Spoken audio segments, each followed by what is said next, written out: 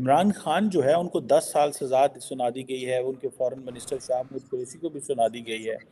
لوگ زیادہ تر اس کو اس چیز سے جوڑ رہے ہیں کہ جناب کیونکہ آج سے 5 سال پہلے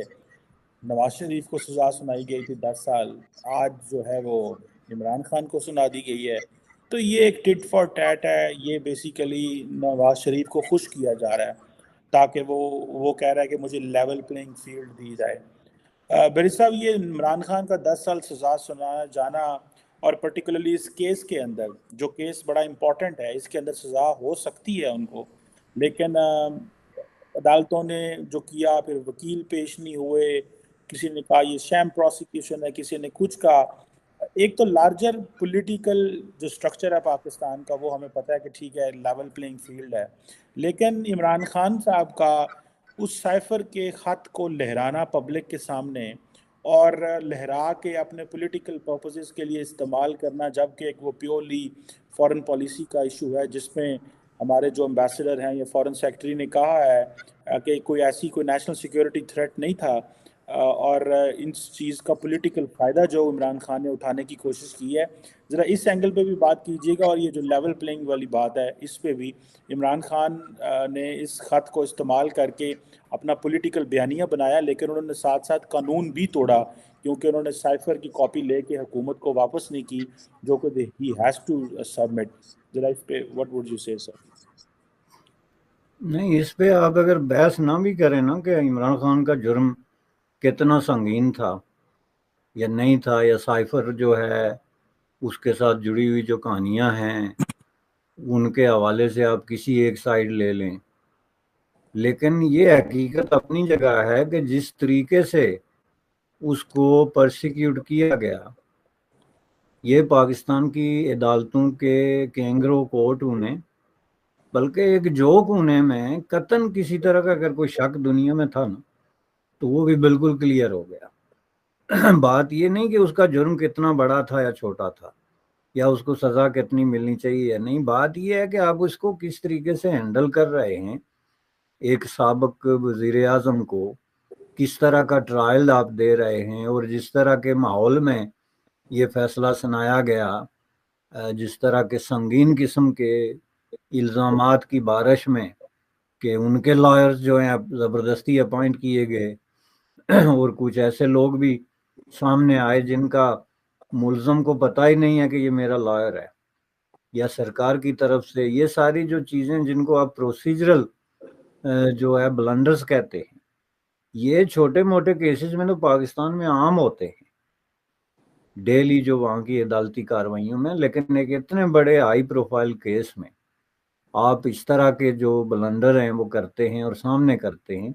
جو اس چیز کا اظہار ہے کہ کوئی عدالت، قانون، کانسٹیٹیوشن میٹر نہیں کرتا، اس وقت جو حکم ہے اس پہ عمل ہونا ہے۔ یہ جو ہے کسی کام کی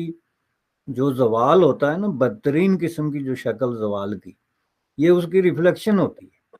اس سے تو وہ قاضی کورٹ روم کے یادیں آتی ہیں جس میں ایک قاضی بیٹھا ہوتا تھا ایز اے جسٹس، اور وہاں پہ ایک میاں بیوی کا جھگڑا آ جائے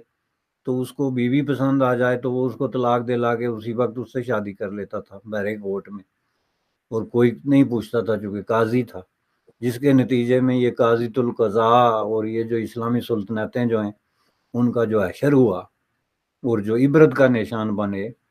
وہ دنیا کے سامنے۔ اور یہ صرف یہ نہیں ہے جو اسلامک امپائرز میں، بلکہ قدیم جو رومن کیتھولک جو امپائرز تھی، ان سے لے کے گریک سے لے کے اب کسی میں بھی دیکھیں تو اس طرح کا عدالتی نظام اس وقت نمودار ہوتا ہے جب وہ کام جو ہے وہ بالکل ڈوبنے کے کنارے پہنچی ہوتی ہے۔ یہ جو ہے کسی بھی طریقے سے اس کو جسٹیفائی نہیں کیا جا سکتا۔ پہلی بات یہ ہے کہ یہ جیل میں ٹرائل ہونا، اور پھر اتنے اس طریقے سے اس کو ریسٹرکٹ کر کے آپ کے جو فنڈامنٹل رائٹس ہیں ٹرائل کے ساتھ جڑے ہوئے ان کو بائی پاس کر کے، اب اس میں سابق وزیر خارجہ نے یہ کہا کہ میرا تو بیان ہی نہیں لیا گیا۔ تو اس طرح کی جو غلطیاں ہیں ان کو اگر آپ سامنے رکھیں تو یہ سیدھا سیدھا ایک بایس قسم کا جو ہے ایکشن ہے، اور اس کو آپ اس طریقے سے بھی دے سکتے ہیں کہ 2018 میں جب نواز شریف کے ساتھ ایگزیکٹلی یہی ہوا تھا الیکشن سے کچھ دن پہلے اس کو جو ہے نائل قرار دیا گیا تھا. یہ آپ ہسٹری میں واپس جا کے تو غلطیوں کو ریکٹیفائی کرنے کی کوشش کر رہے ہیں لیول پلینگ. اور یہ نواز شریف کو خوش کرنے کی بات نہیں, یہ اس کی شرط ہے. آپ مریم نواز کے سپیچز کے ویڈیو دیکھیں جس میں اس کی جو بڑی بڑی شرائط میں سے ایک شرط یہ تھی کہ لیول پلینگ کا مطلب یہ ہے کہ جو کچھ ہمارے ساتھ ہوا ہے ان کے ساتھ بھی ہونا چاہیے. اس سے بڑی جوک, اس سے بڑا ظلم, اس سے بڑی ناانصافی اور اس سے بڑا مذاق کسی دنیا کے سسٹم میں, کسی زندہ کام کے نظام انصاف میں آپ امیجن ہی نہیں کر سکتے کہ آپ اس طریقے کی حرکت جو ہے وہ کر سکتے ہیں اور اتنے بڑے ہائی پروفائل کیس میں. اب یہ بات کی بات ہے کہ کل وہ ہائی کورٹ میں جائے تو معاملہ ڈیفرنٹ ہو جائے, یا سپریم کورٹ میں جائے تو بات کچھ اور بن جائے. لیکن اس وقت جو یہ ہے, یہ ایک سیدھی جو ہے ڈکٹیشن ہے, اور یہ اس طرح کے کینگرو قسم کے کورٹس بنا کے تو وہ چیزوں ان کا وقت برباد کیا جا رہا ہے. الیکشن کا ٹائم خراب جب ہو چکا ہوگا تو اس وقت ممکن ہے ان کو فری بھی کر دیں.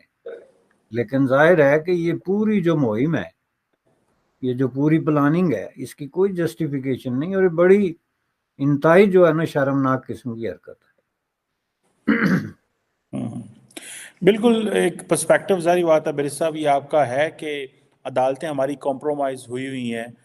لیکن ہمارے شاید جو پولیٹیکل کلاس ہے وہ بھی سمجھتی ہے کہ قانون ان کی باندھی ہے, اور جب ان کا دل کیا جیسے دل کیا مروڑ لیں گے. اور اگر ان کو یہ احساس ہو کہ ہمارے ساتھ اسٹیبلشمنٹ کی طاقت ہے, پھر تو وہ بالکل ہی پرواہ نہیں کرتے, قانون آئین اور ہر چیز کو روند کے رکھ دیتے ہیں. تو یہ عمران خان نے بھی ایسے ہی کیا, باقی سیاسی جماعتوں نے بھی ایسے ہی کیا ہے. لیکن عمران خان نے پاکستان کی جو national security and foreign policy کے حوالے سے